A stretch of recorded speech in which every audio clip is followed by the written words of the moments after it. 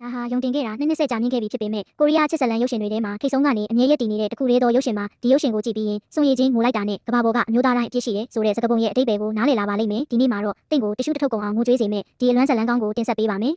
ဇလန်ကတော့1968ခုနှစ်နွေရာသီမှာစတင်ခဲ့တာပါလွတ်တော်အမတ်ရဲ့သမီးဖြစ်သူဂျူဟီဟာကျေးလက်မှာရှိတဲ့သူမရဲ့အဖိုးအိမ်ကိုအလဲလာခဲ့ပါတယ်။ညကန်းနားမှာတော့စင်းရဲတဲ့ကောင်လေးဂျွန်ဟာသူမကိုမြင်မြင်ချင်းပဲချစ်မိသွားပါတယ်။တငယ်ချင်းတွေကတော့သူ့ကိုဖားကလာမင်းကိုလိုချင်နေတယ်လို့လှောင်ပြောင်ကြပေမဲ့အချစ်ဦးကိုစတင်ခံစားနေရတဲ့ဆယ်ကျော်တက်ကောင်လေးကဒါတွေကိုဂရုမစိုက်ခဲ့ပါဘူး။သူဟာအာတင်းပြီးနှုတ်ဆက်လိုက်တဲ့အခါသူရီမှန်းထားတဲ့မိန်းကလေးကပြုံးပြပြီးလက်ပြနှုတ်ဆက်လာလိမ့်မယ်လို့မထင်ထားခဲ့ပါဘူး။ဒီကြည့်တစ်ချက်ထဲနဲ့ပဲလူငယ်နှစ်ဦးကြားမှာမိစားတောက်ခဲ့တဲ့အချစ်မီးတောက်ဟာထိမ့်မနိုင်သိမ့်မရဖြစ်သွားခဲ့ပါတယ်။ကျေးလက်ကိုပထမဆုံးရောက်ဖူးတဲ့ဂျူဟီကတော့အရာအလုံးကိုဆက်စုကျင်စိတ်တွေဖြစ်နေပါတယ်။သူမကပဲဂျွန်ဟာကိုခေါ်ပြီးနာမည်ကြီးနေတဲ့တရေချောက်တဲ့အိမ်ကိုသွားဖို့ဖိတ်ခေါ်ခဲ့ပါတယ်။သူမရဲ့ဖိတ်ခေါ်မှုကြောင့်ဂျွန်ဟာကတော့ဝမ်းမြောက်ဝမ်းသာလက်ခံခဲ့ပါတယ်။သူတို့နှစ်ယောက်ဟာလှေငယ်လေးကိုလှော်ခတ်ပြီးမြစ်တစ်ဖက်ကန်းကလူမနေတဲ့အိမ်ဟောင်းကြီးစီသွားခဲ့ကြပါတယ်။အိမ်ထဲကကြောက်စရာကောင်းတဲ့လေထုကလူကိုကြက်တီးထားစေပါတယ်။အဲ့ဒီအချိန်မှာပဲအရေးမီတစ်ခုဖြတ်သွားပါတယ်။ဂျွန်ဟာကအာတင်ပြီးတကားကိုဖွင့်လိုက်တဲ့အခါကျအောင်းလန့်ပြီးအော်ဟစ်ကပြေးပါတော့တယ်။တကယ်တော့အဲ့ဒီတရေချောက်တဲ့အိမ်ကလမ်းသွားလမ်းလာသူတောင်းစားတစ်ယောက်ရဲ့နေအိမ်ပဲဖြစ်ပါတယ်မမျော်လင့်ပဲမိုးတွေတဲကြီးမြဲကြီးရွာချလာတဲ့အတွက်သူတို့စီးလာတဲ့လှေငယ်လေးလည်းရေစီးထဲမျောပါသွားပါတယ်ပိုဆိုးတာကဂျူဟီကခြေထောက်ပါလိမ်သွားခဲ့ပါတယ်ဂျွန်ဟာကသူမကိုပွေ့ချပြီးမိုးကိုဖျဲသီးဆိုင်ခင်းကတဲအိုလေးတစ်ခုစီခေါ်သွားခဲ့ပါတယ်သူဟာသူမကိုဂယုဆိုင်နဲ့သူ့အဝတ်တွေကိုညှစ်ပြီးခန္ဓာကိုယ်ကိုတုပ်ပေးခဲ့ပါတယ်မိုးတိတ်သွားတဲ့အခါသူကဖျဲသီးတစ်လုံးခိုးယူလာပြီးလက်သီးနဲ့ထုခွဲလိုက်ပါတယ်ဒီလိုရိုင်းဆိုင်ပေမဲ့ရိုးရှင်းတဲ့စားနေကြောင့်မြို့ကလာတဲ့ဂျူဟီတယောက်အံ့ဩသွားပါ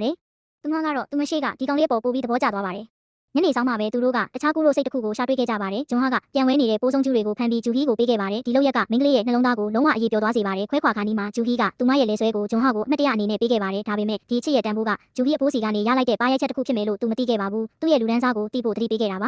ါဒီနွေရာသီအချစ်ဇလန်လေးဒီမှာပဲအဆုံးသတ်သွားပြီလို့ထင်ခဲ့ပေမဲ့ကံကြမ္မာကတော့နောက်တစ်မျိုးစီစဉ်ထားပါတယ်။ကျောင်းဖွင့်တဲ့အခါဂျွန်ဟာရဲ့အချစ်ဆုံးတငယ်ချင်းဂျွန်အွန်းကသူ့စီလာခဲ့ပါတယ်။သူ့ရဲ့စိတ်ဆက်ထားသူစီကိုအချစ်စာရေးပေးဖို့အကူအညီတောင်းခဲ့ပါတယ်။ဂျွန်အွန်းကဓာတ်ပုံထုတ်ပြတဲ့အခါဂျွန်ဟာတယောက်ရုပ်တုလိုငိမ့်သက်သွားပါတယ်။ဓာတ်ပုံတွေကမိန်းကလေးကသူနေ့စဉ်ညတိုင်းတန်းတနေရတဲ့ဂျူဟီဖြစ်နေလို့ပါတကယ်တော့ဒါဟာမိဘနှစ်ပါးကစီစဉ်ပေးထားတဲ့စိတ်ဆက်ကြောင်းလမ်းမှုဖြစ်ပြီးတစ်ဖက်မှာတငယ်ချင်းတစ်ဖက်မှာချစ်ရသူဖြစ်နေပါတယ်။ဂျွန်ဟာတယောက်အခက်တွေ့သွားပြီးနောက်ဆုံးတော့တငယ်ချင်းနာမည်နဲ့သူ့ရဲ့အချစ်တွေကိုစာထဲမှာရေးသားပေးလိုက်ပါတယ်မကြခင်မှာပဲဂျူဟီကဂျွန်အွန်းကိုသူမရဲ့စနေရတီးခတ်ပြပွဲကိုလာဖို့စာပြန်ခေါ်ပါတယ်ဂျွန်အွန်းကဝမ်းသာအားရနဲ့စာရေးပေးတဲ့ဂျွန်ဟာကိုခေါ်ပြီးသွားခဲ့ပါတယ်ဂျူဟီကစင်ဘော်ကိုလှပစွာတက်လာတဲ့အခါဂျွန်ဟာကသူမစီကနေနှလုံးမခွာနိုင်တော့ပါဘူးဖြောပြေပွဲပြီးတော့ဂျွန်အွန်းကပန်းစည်းနဲ့သွားပေးပါတယ်ဂျူဟီလှည့်ကြည့်လိုက်တဲ့အခါလူအုပ်ထဲမှာပန်းစည်းကင်ထားတဲ့ဂျွန်ဟာကိုတွေ့လိုက်ရပါတယ်သူတို့နှစ်ဦးအကြည့်ချင်းစုံမိချိန်မှာပြောစရာစကားတွေအများကြီးရှိပေမဲ့သူတို့ရဲ့အခြေအနေအရမတိကျုံပြုလုပ်နေခဲ့ရပါတယ်ဂျွန်ဟာတယောက်စိတ်မကောင်းစွာနဲ့ပြန်ဖို့ပြင်နေချိန်မှာဂျူဟီတယောက်တည်းပွဲချင်းပရာနေရာစီပြေးပြန်လာတာကိုတွေ့လိုက်ရပါတယ်သူမဟာသူ့အတွက်ပဲပြန်လာတာဖြစ်မှန်းသူချက်ချင်းနားလည်သွားပါတယ်အဲ့ဒီအချိန်ကစပြီးသူတို့နှစ်ယောက်ဟာဂျွန်မသိအောင်လှုပ်ဝက်ပြီးစာရီပေးပို့ခဲ့ကြပါတယ်။ကျောင်းရဲ့ပွဲတစ်ခုမှာလည်းသူတို့နှစ်ယောက်ဟာတယောက်ကိုတယောက်မျက်လုံးချင်းစကားပြောနေခဲ့ရပါတယ်။ဒါပေမဲ့ပျော်ရွှင်စရာအချိန်တွေကခဏလေးပါပဲပွဲပြီးတော့ဂျွန်အွန်းကဂျူဟီကိုအိမ်ပြန်ပို့ပေးတာကိုဂျွန်ဟာတယောက်ငေးကြည့်နေခဲ့ရပါတယ်။ဒါပေမဲ့ဂျူဟီကအိမ်ရှိမှမဝင်ပဲဂျွန်ဟလာမလားလို့စောင့်နေခဲ့ပါတယ်။အဲ့ဒီအချိန်မှာပဲမီးတွေငိမ့်သွားပြီးဂျွန်ဟာတယောက်လမ်းတောင်ကမီးအောင်မှာပေါ်လာခဲ့ပါတယ်။ဒီချက်အိမ်မှာတော့အရာအလုံးရက်တန့်သွားတယ်လို့ပဲသူတို့နှစ်ယောက်ရဲ့နှလုံးသားတွေပဲတယောက်နဲ့တယောက်ရင်းနှီးနေခဲ့ပါတယ်ပိုဆိုးတာကမိဘတွေစီစဉ်ပေးတဲ့အိမ်အောင်ရေးကိုစိတ်မဝင်စားတဲ့ဂျွန်အွန်းကလည်းဂျူဟီကိုတဖြည်းဖြည်းနဲ့ချစ်မိသွားခဲ့ပါတယ်ဂျွန်အွန်းကပန်းစည်းနဲ့ဖွင့်ပြောတဲ့အခါဂျူဟီတယောက်ဘာလို့ရမှန်းမသိဖြစ်သွားပါတယ်ဘာလို့လဲဆိုတော့သူမနှလုံးသားထဲမှာဂျွန်ဟာတယောက်တည်းရှိနေလို့ပါဘသူ့ကိုမှမထိခိုက်စေချင်တဲ့အတွက်ဂျူဟီကဂျွန်ဟာနဲ့လမ်းခွဲဖို့ဆုံးဖြတ်လိုက်ပါတယ်ဂျွန်ဟာကဘလို့ပဲမီးအောင်နဲ့အချက်ပေးပါစေသူမကတော့မမြင်ချင်အောင်ဆောင်နေခဲ့ပါတယ်ဂျွန်ဟာကမိုးတွေရွာနေပေမဲ့သူမစီလာခဲ့ပေမဲ့သူမကတော့သူ့ကိုစိတ်မရှိတဲ့ဟန်နဲ့ညှင်းပယ်ခဲ့ပါတယ်ဒီစကလုံးတွေကဂျွန်ဟာရဲ့မျှော်လင့်ချက်တွေကိုအပိုင်းပိုင်းဆဆဖြစ်သွားစေပါ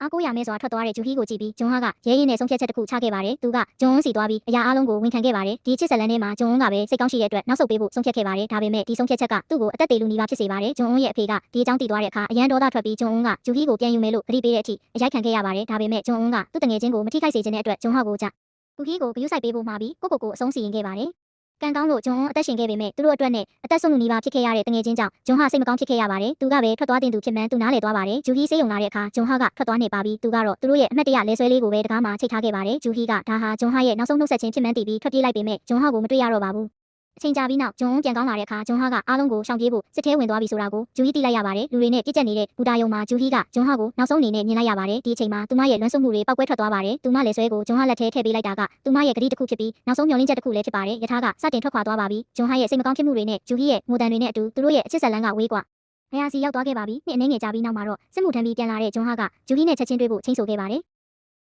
ဂျွန်ဟာဒီဂျူဟီနဲ့ချက်ချင်းတွေ့ဖို့ချိန်ဆခဲ့ပြီးချစ်ရသူဘေးကင်းစွာပြန်ရောက်လာတာကိုမြင်တော့ဂျူဟီတယောက်ဝမ်းသာလုံးလို့မျက်ရည်ကျမိသည်ဒါပေမဲ့အဲ့ဒီအချိန်မှာပဲဂျွန်ဟာကသူ့လက်ထပ်ပြီးပြီလို့ပြောလိုက်ပါတယ်။မိုးကြိုးပြစ်တယ်လို့ခန်းစားလိုက်ရပြီးဂျူဟီရဲ့မျက်ရည်တွေချက်ချင်းကျဆင်းလာခဲ့ပါတယ်။အခြေအနေကိုတက်တာစေဖို့ဂျွန်ဟာကခေါင်းလှည့်ပြီးလေးစားပွဲပေါ်ကစံနေရတီးနေတဲ့အယုတ်လေးကလှလိုက်တာလို့ပြောလိုက်ပါတယ်။ဒါပေမဲ့သူမမျှော်လင့်ထားတာကအဲ့ဒီအယုတ်လေးကိုကလေးတယောက်ကတခြားစပွဲကိုယူသွားတာပါပဲ။ဂျူဟီကသူ့မျက်စိရှိမှလက်ကိုအလိုလိုဝှေ့ရမ်းလိုက်ပေမဲ့သူဘာမှတုံ့ပြန်မှုမရှိခဲ့ပါဘူး။ဒီအချိန်မှာပဲသူမအရာအလုံးကိုသဘောပေါက်သွားပါတယ်။သူမချစ်ရတဲ့ဒီလူဟာမျက်စိကွယ်နေပြီဆိုတာပါ။သူဟာစစ်မြေပြင်မှာဒီလဲဆွဲကိုကောက်ယူရင်းဘုံထိမှန်ခဲ့တာပါသူ့ရဲ့ဟန်ဆောင်မှုပေါ်သွားပြီလို့သိလိုက်ရတဲ့အခါဂျွန်ဟာကအလင်းမြန်ထွက်လိုက်ပေမဲ့စပွဲနဲ့တိုက်မိပြီးလဲကျသွားပါတယ်ဂျူဟီကမထိန်နိုင်တော့ပဲသူ့စီသွားပြီးတွဲထူကလဲဆွဲကိုသူ့လေပင်မှာပြန်ဝစ်ပေးလိုက်ပါတယ်နောက်ပိုင်းမှာတော့ဂျူဟီဟာမိသားစုရဲ့စီစဉ်ပေးမှုနဲ့ဂျွန်အွန်းနဲ့လက်ထပ်ခဲ့ပါတယ် နှစ်တော်ကြာပြီးတဲ့နောက်သူမဟာသမီးဖြစ်သူနဲ့အတူသူတို့တွေ့ဆုံခဲ့တဲ့ချောင်းဆက်ကိုသွားခဲ့စဉ်မှာလူအချို့ကအယိုးအိုးကိုကင်ပြီးသူမစီလျှောက်လာကြပါတယ်သူတို့ကဂျွန်ဟာရဲ့စစ်ဖက်ဆိုင်ရာတငယ်ချင်းတွေပါတကယ်တော့ဂျွန်ဟာကအဲ့ဒီတုန်းကလက်မထက်ခဲ့ပါဘူးသူကမျက်စိကွယ်နေတာမို့ဂျူဟီကိုဝင်ပြီးစီမှာဆိုလို့မူသားစကားလှလှလေးပြောခဲ့တာပါဂျူဟီလက်ထပ်ပြီးတဲ့အထိစောင့်ဆိုင်ခဲ့ပြီးနောက်မှာသူကတခြားတစ်ယောက်နဲ့အိမ်အောင်ပြုတ်ခဲ့ပြီးနောက်ဆုံးတော့အမောင်ထုထဲမှာပဲအလွမ်းတွေနဲ့ကွယ်လွန်သွားခဲ့ပါတယ်သူရဲ့အယိုးပြကိုသူတို့နှစ်ဦးပထမဆုံးတွေ့ဆုံခဲ့တဲ့နေရာမှာပဲဖြူချခဲ့ပါတယ်ငါတို့ဟာရာသီဥတုမတူညီတဲ့အရွက်နှစ်ရွက်လိုပဲလေတိုက်ရာစီကိုအတီးတီးသွားခဲ့ကြရတယ်လူလောကမှာမပြည့်စုံတဲ့အရာတွေရှိနေလို့သာဒီဇလန်ကဒီလောက်ထိဆွဲလန်းစရာကောင်းနေတာဖြစ်ပါလိမ့်မယ်